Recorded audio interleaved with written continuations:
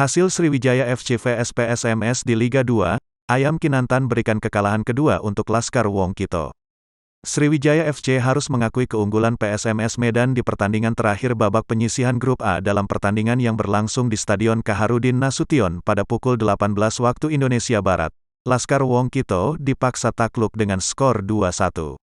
Sriwijaya FC tertinggal lewat gol cepat hasil sundulan dari pemain belakang PSMS Medan, Zikir Akbar di menit ke-17. Tertinggal 1 gol, pasukan Nilmaizar langsung tampil lebih menyerang.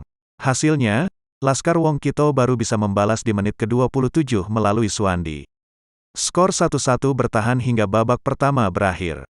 Asyik menyerang, Sriwijaya FC kembali kecolongan melalui tendangan bebas dari pemain belakang PSMS Medan Yudi Aditya di menit ke-87. Skor 2-1 untuk keunggulan PSMS Medan bertahan hingga peluit akhir dibunyikan wasit. Meski Sriwijaya FC berhasil dikalahkan PSMS Medan di laga terakhir penyisihan Grup A, namun hasil tersebut tidak mengubah status Sriwijaya FC sebagai juara grup. Jangan lupa subscribe, share, komen, dan like ya!